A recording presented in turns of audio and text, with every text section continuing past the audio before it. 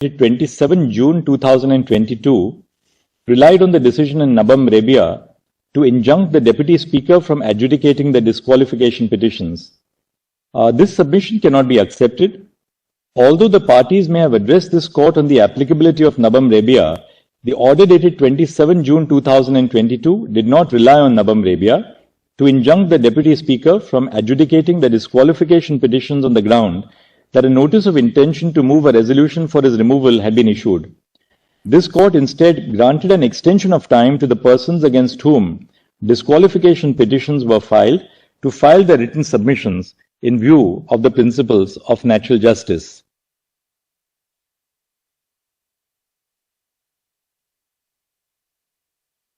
Based on the submissions which have been canvassed before us, we are of the view that the decision in Nabam Rebia merits reference to a larger bench because a substantial question of law remains to be settled. The following are our prima facie reasons for reaching this conclusion. I'll not read out all the reasons for the reference to a larger bench of Nabam Rebia, save and except to note one thing. It appears that the following aspects were not considered in Nabam Rebia. 1. Whether the temporary disablement of the functions of the Speaker under the 10th schedule is prone to misuse by MLAs who anticipate that disqualification petitions will be instituted against them or by MLAs against whom disqualification petitions have already been instituted. And 2. Whether a constitutional hiatus in the operation of the 10th schedule ensues because of the temporary disablement of the Speaker. To give quietus to the issue, we refer the following question and any allied issues which may arise to a larger bench. Whether the issuance of a notice of intention to move a resolution for the removal of the Speaker restrains them from adjudicating disqualification petitions under the 10th schedule of the Constitution. Then we have said that pending the decision of the larger bench, as an interim measure, adoption of the following procedure may subserve the objective of the 10th schedule, the symbols order as well as Article 179C. It may also provide some amount of clarity and certainty. And the points which we have then made for the interim is that the investing of exclusive adjudicatory jurisdiction upon the Speaker to determine the complaints under the 10th schedule will entitle the Speaker to rule upon and decide applications questioning their jurisdiction. B. 1. The Speaker is entitled to rule on applications which require them to refrain from adjudicating proceedings under the 10th schedule on the ground of initiation of a motion for the removal under Article 179C. A Speaker can examine if the application is bona fide or intended only to evade adjudication. 2. If the Speaker believes that the motion is well-founded, they may adjourn the proceedings under the 10th schedule till their decision of their removal is concluded. On the other hand, if they believe, page 61 ko correction hai, if they believe that the motion is not as per the procedure contemplated under the Constitution, read with the relevant rules, they are entitled to reject the plea and proceed with the hearing. And 3. The decision of the Speaker either to adjourn the proceedings under the 10th schedule in view of the pending proceedings under Article 179C or to proceed with the hearing will be subject to judicial review. As the decision of the Speaker relates to their jurisdiction, the bar of a quae time action as contemplated in Quixote Holohan will not apply. Now, having referred the matter to a larger bench, we have given our reasons for coming to the conclusion that we are still dealing with the matter on merits because Nabam Rebia, strictly speaking, did not arise in the matter before us, but we thought Nabam, the controversy, should be settled by a reference to 7 judges. So I'll now go to the what we have said on the merits of this particular case.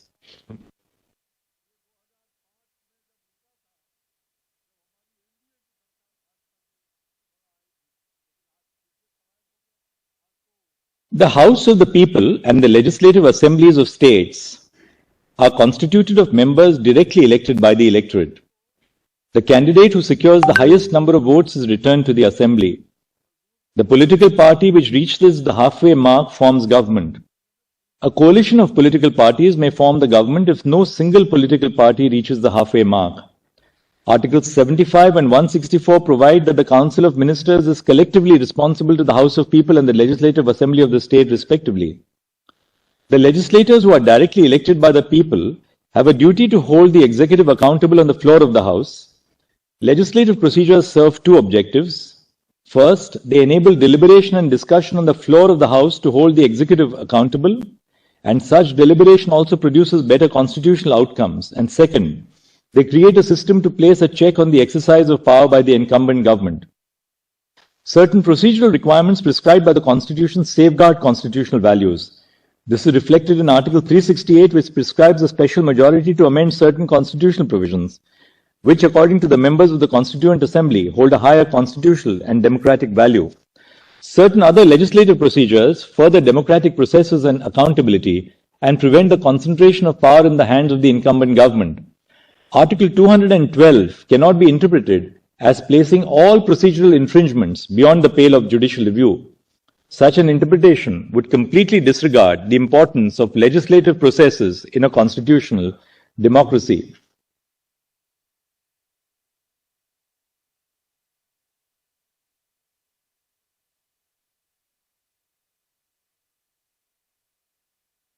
Now, we have dealt with the whip as to whether the whip is really a whip appointed by the legislature party or by the political party. And we say to hold that it is the legislature party which appoints the whip would be to sever the figurative umbilical cord which connects a member of the House to the political party. It would mean that legislators can rely on the political party for the purpose of setting them up for election, that their campaign would be based on the strengths and weaknesses of the political party and its promises and policies, that they could appeal to the voters on the basis of their affiliation with the party, but that they can later disconnect themselves entirely from that very party and be able to function as a group of MLAs which no longer owes even a hint of allegiance to the political party. This is not the system of governance that is envisaged by the Constitution. In fact, the 10th schedule guards against precisely this outcome. That a whip be appointed by the political party is crucial for the sustenance of the 10th schedule. The entire structure of the 10th schedule, which is built on political parties, would crumble if this requirement is not complied with. It would render the provisions of the 10th schedule odious and have wider ramifications for the democratic fabric of this country. Thus, the courts cannot be excluded by Article 212 from inquiring into the validity of the action of the Speaker in recognizing the whip. On 25 November 2019, a meeting with the newly elected MLAs belonging to the Shiv Sena was chaired by Mr. Uddhav Thackeray in his capacity as the Shiv Sena President, Party President, Paksh Pramukh. The resolution notes that the MLAs unanimously resolved that all decisions in the meeting would be taken by Mr. Thackeray. A resolution was issued appointing Mr. Eknath Shinde as the group leader of the SSLP and Mr. Sunil Prabhu as the chief whip. On 21 June 2022, some members of the SSLP held a meeting under the chairmanship of the President of the Shiv Sena, Mr. Uddhav Thackeray. In the meeting, it was resolved to remove Mr. Shinde as the group leader of the SSLP and appoint Mr. Ajay Chaudhary. The resolution was signed by Mr. Uddhav Thackeray in his capacity as the President of the party on the official letterhead of the office of the SSLP. Then, having dealt with that, we say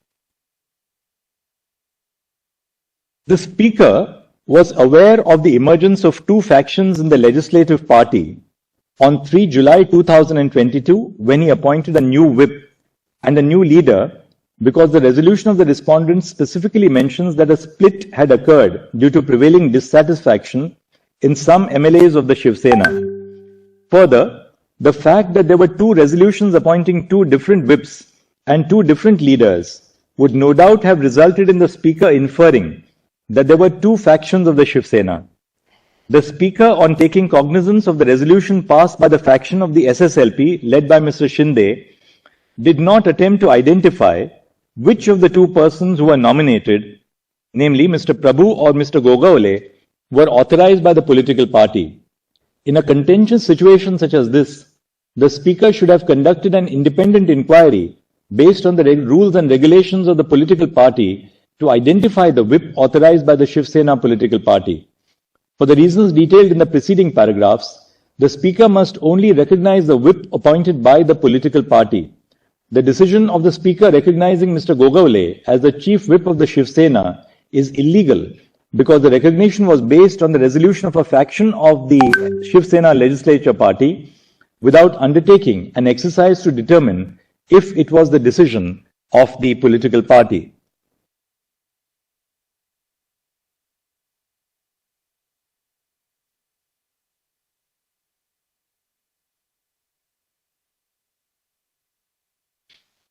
harmonizing the 10th schedule with paragraph 15 of the symbols order. This court cannot accept the solution proposed by the petitioners and lay down a constitutional sequence. To hold that the Election Commission of India is barred from adjudicating petitions under paragraph 15 of the symbols order until the final adjudication of the disqualification petitions under the 10th schedule would be in effect to indefinitely stay the proceedings before the Election Commission of India. This is because an order of the Speaker attains finality only after all avenues for appeal have been exhausted or are barred by the passage of time. The time that it would take for an order of the Speaker to attain finality is uncertain. The Election Commission of India is a constitutionally entrenched institution which is entrusted with the function of superintendence of and control over the electoral process. The ECI, which is a constitutional authority, cannot be prevented from performing its constitutional duties for an indefinite period of time. Proceedings before one constitutional authority cannot be halted in anticipation of the decision of another constitutional authority. In arriving at this decision, it is not necessary for the ECI to rely on the test of majority in the legislature alone. In cases such as the present one, it would be futile to assess which group enjoys a majority in the legislature. Rather, the Election Commission of India must look to other tests in order to reach a conclusion under paragraph 15 of the symbols order. The other tests may include an evaluation of the majority in the organizational wings of the political party, an analysis of the provisions of the party constitution, or any other appropriate test. Then we deal with the judgment in Sadiq Ali's case, and having dealt with the judgment, we say the disqualification proceedings before the Speaker cannot be stayed in anticipation of the decision of the ECI. In cases where a petition under paragraph 15 of the symbols order is filed after the alleged commission of prohibitory conduct, the decision of the ECI cannot be relied upon by the Speaker for adjudicating disqualification proceedings. If the disqualification petitions are adjudicated based on the decision of the ECI in such cases, the decision of the ECI would have a retrospective effect. This would be contrary to law.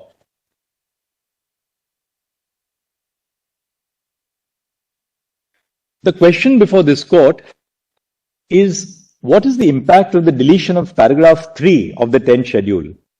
This question has arisen in the context of both the factions of the Shiv Sena claiming to be the real Shiv Sena. In effect, this points to the existence of a split within the SSLP. However, no faction or group can argue that they constitute the original political party as a defense against disqualification on the ground of defection. The inevitable consequence of the deletion of paragraph 3 of the 10th schedule is that the defense of a split is no longer available to members who face disqualification proceedings.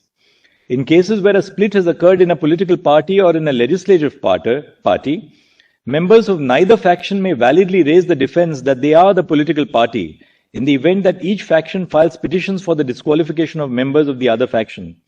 The defense sought to be availed of must be found within the 10th schedule as it currently stands. The deletion of paragraph 3 impacts the proceedings under paragraph 2(1)(b) as well. When there are two whips appointed by two or more factions of the political party, the Speaker, as held in the preceding section of the judgment, decides which of the two whips represents the political party. Thus, the adjudication of the Speaker on whether a member must be disqualified under paragraph 2(1)(b) would also depend on the decision of the Speaker recognizing one of the two or more whips. We accordingly answer the question referred to us as noted in paragraph 32F of the judgment.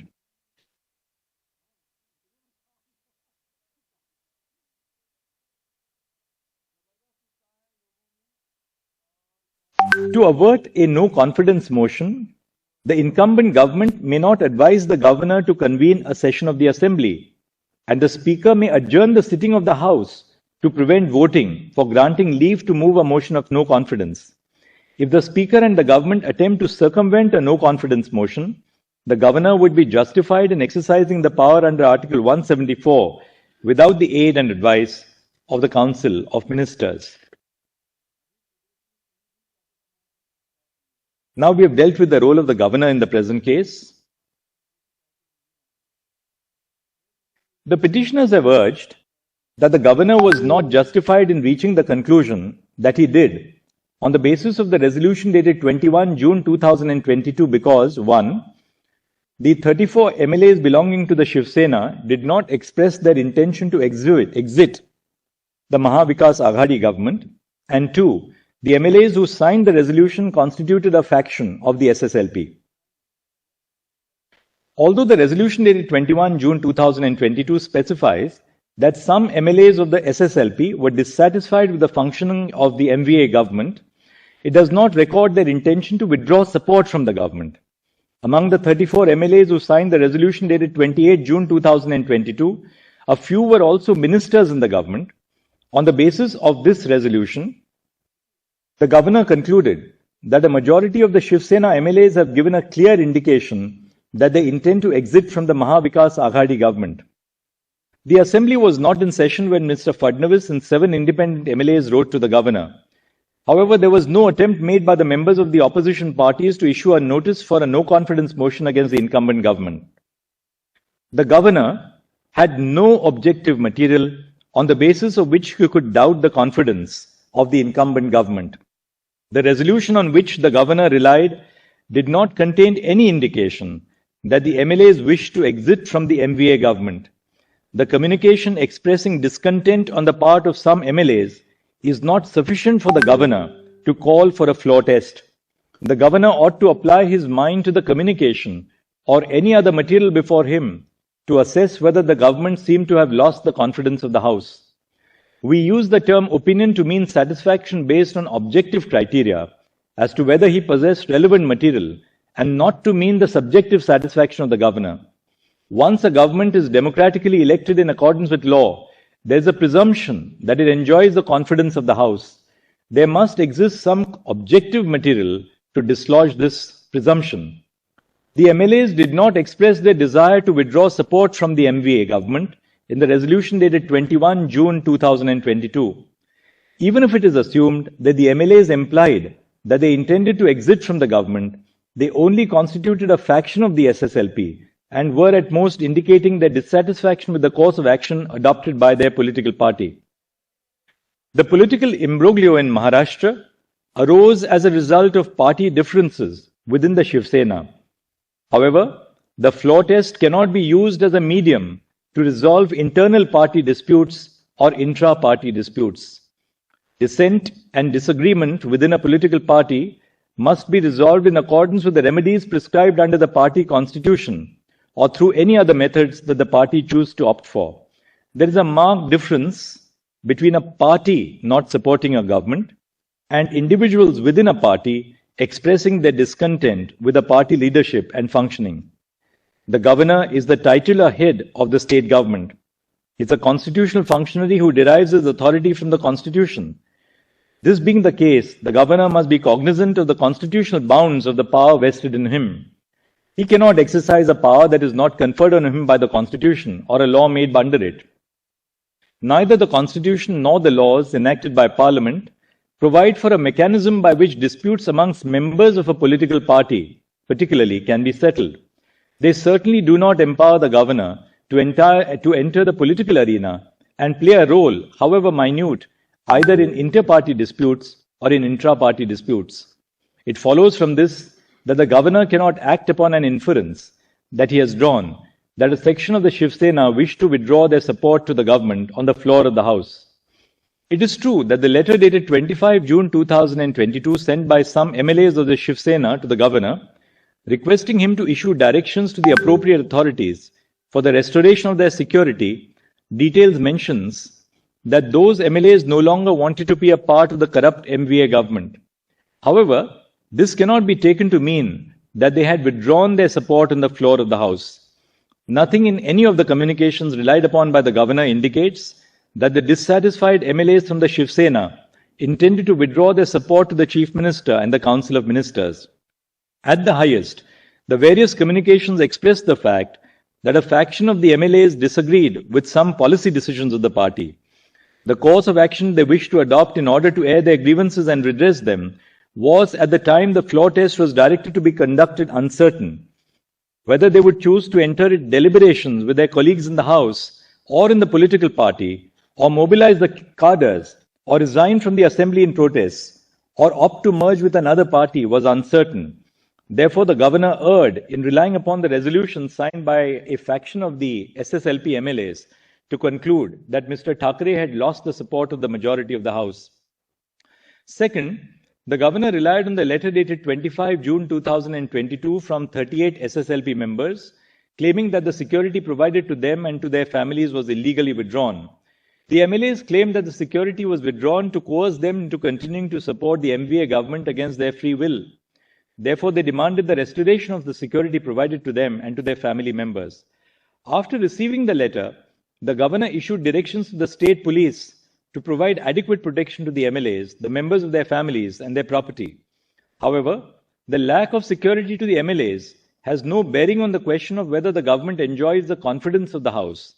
The appropriate response of the governor in such cases is to ensure that security that they were lawfully entitled to continues to be provided to them if it has been removed. This was an extraneous reason that was considered by the governor. The third communication that the governor relied on is the letter dated 21 June 2022 addressed by Mr. Eknath Shinde to the Deputy Speaker, stating that the appointment of Mr. Ajay Chowdhury was illegal. The governor may not inquire into or express an opinion on the validity of proceedings of the legislature. That is exclusively within the domain of the legislature itself, or in certain circumstances, discussed in the previous segment of this judgment, within the domain of courts. The discretionary power of the governor under Article 163 of the Constitution is limited to situations where a constitutional provision expressly provides it, or where the Constitution cannot be construed otherwise than to grant such discretion. Hence, the governor ought not to have relied on the letter dated 21 June 2022. In any event, the contents of the letter did not indicate anything to suggest that the then Chief Minister, Mr. Thackeray, had lost the confidence of the House. Finally, the governor relied on the letters written by Mr. Fadnavis and 7 independent MLAs, calling upon him to direct Mr. Thackeray to prove his majority on the floor of the House. First, both Mr. Fadnavis as well as the 7 MLAs could have well moved a motion of no confidence. Nothing prevented them from doing so. Second, a request by some MLAs for a direction to the Chief Minister to prove his majority does not, taken alone, amount to a relevant and germane reason to call for a floor test. There must be some objective material in addition to a mere request to call for a floor test. In the present case, the governor did not have any objective material before him to indicate that the incumbent government had lost the confidence of the House and that he should call for a floor test. Hence, the exercise of discretion by the governor in this case was not in accordance with law. Now on relief. Relying on Bommai and Nabam Rebia, the petitioners argue that this court has the power to restore the status quo ante and rule that the government with Mr. Thackeray as its chief minister is to be reinstated. However, this argument does not account for the fact that Mr. Thackeray did not face the floor test on 30 June 2022 and submitted his resignation. This court cannot quash a resignation that has been submitted voluntarily. Had Mr. Thackeray refrained from resigning from the post of the Chief Minister, this court could have considered the grant of the remedy of reinstating the government headed by him. The order of this court dated 29 June 2022 held that the outcome of the trust vote to be conducted on 30 June 2022 shall be subject to the final outcome of this batch of petitions. Since the trust vote was not held, the question of it being subject to the final outcome of these petitions does not, therefore, arise.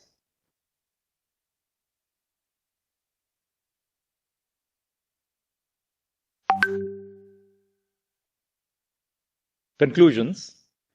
In view of the discussion above, the following are our conclusions. A. The correctness of the decision in Nabam Rebia is referred to a larger bench of 7 judges. B. This court cannot ordinarily adjudicate petitions for disqualification under the 10th schedule in the first instance. There are no extraordinary circumstances in the instant case that warrant the exercise of jurisdiction by this court to adjudicate the disqualification petitions. The Speaker must decide the disqualification petitions within a reasonable period. C. An MLA has the right to participate in the proceedings of the House regardless of the pendency of any petitions for their disqualification.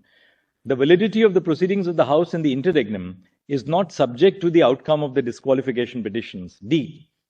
The political party and not the legislature party appoints the whip and the leader of the party in the House. तो शिवसेना वाले मामले पर supreme court की संविधान पीठ अपना फैसला सुना रही है। बहुत बड़ी टिप्पणी मुख्य न्यायाधीश की ओर से इस फैसले में आई है कि अगर उद्धव ठाकरे ने फ्लोर टेस्ट से पहले इस्तीफा नहीं दिया होता तो इस मामले में सुप्रीम कोर्ट इंटरवीन कर सकती थी। तो ये एक बड़ी बात कोर्ट की ओर से कही गई, संविधान पीठ की ओर से कही गई है कि क्या अब सवाल उठता है मनोरंजन की, क्या उद्धव ठाकरे ने गलती की थी फ्लोर टेस्ट से पहले इस्तीफा देकर? राजनीतिक रूप से यदि मैं कहूं तो उद्धव ठाकरे से बहुत बड़ी गलती हुई है। यदि वो हाउस को फेस करते, यदि वहां पे उनकी सरकार गिर जाती, क्योंकि अब जो फ्लोर टेस्ट को ही सुप्रीम कोर्ट ने कह दिया है कि वो गलत था, तो ऐसे में अब जब उन्होंने हाउस को फेस ही नहीं किया तो उनकी सरकार को दोबारा स्थापित करने का कोई चांस नहीं बनता है। और जो संविधान पीठ का फैसला आ रहा है, जो पढ़ करके सुना रहे हैं मुख्य न्यायाधीश, उसमें राज्यपाल भगत सिंह कोश्यारी जो उस वक्त थे, उनके कई फैसलों पर भी गंभीर प्रश्न सुप्रीम कोर्ट की ओर से खड़े किए गए हैं और जिस तरह से फ्लोर टेस्ट का आदेश राज्यपाल ने दिया था उसको भी गलत ठहराया है संविधान पीठ ने। आइए सुनते हैं आगे क्या कह रहे हैं। Disqualification proceedings. The Speaker would prima facie determine who the political party is for the purpose of adjudicating disqualification petitions under paragraph 2(1) of the 10th schedule, where two or more factions claim to be that political party. H. The governor was not justified in calling upon Mr. Thackeray to prove his majority on the floor of the House because he did not have reasons based on objective material before him to reach the conclusion that Mr. Thackeray had lost the confidence of the House. तो अभी तक की सबसे बड़ी खबर यह है कि उद्धव ठाकरे को जो है फ्लोर टेस्ट पर जाना चाहिए था, उन्होंने वो फ्लोर टेस्ट पर नहीं गए और जिससे कि जो है उनको दोबारा बहाल नहीं किया जा सकता है। राज्यपाल पे टिप्पणी की है, जो स्पीकर है उस पर टिप्पणी की है सुप्रीम कोर्ट ने। गवर्नर साहब के बारे में भी काफ़ी कुछ उन्होंने कहा है कि किस ढंग से गवर्नर साहब ने जो उन्होंने फ्लोर टेस्ट की अनुमति दी थी वो गलत था। ये एक तरह से कई मायनों में ऐतिहासिक फैसला है आज की संविधान पीठ का मनोरंजन, क्योंकि कई बातें जो लगातार हम देखते हैं कि विवाद उठते आए हैं कि जब राजनीतिक पार्टियों में आपसी मतभेद के चलते या गठबंधन के चलते जब विवाद होते हैं तो उनका हल किस तरह से निकाला जाए। जो स्पीकर होता है वो किस गुट का होता है, क्या स्पीकर गुट के हिसाब से फैसला करता है, विप किस तरह से बदला जाए न बदला जाए, इसको लेकर के भी आज सुप्रीम कोर्ट ने एक बड़ी लकीर खींच दी है। साफ तौर पर कह दिया है कि विप का जो निर्णय है वो राजनीतिक दल करेगा, ना कि जो लेजिस्लेचर पार्टी होती है वो करेगी। एक और बात कही है कि स्पीकर की अयोग्यता के मामले पर समय सीमा में निपटारा करेंगे।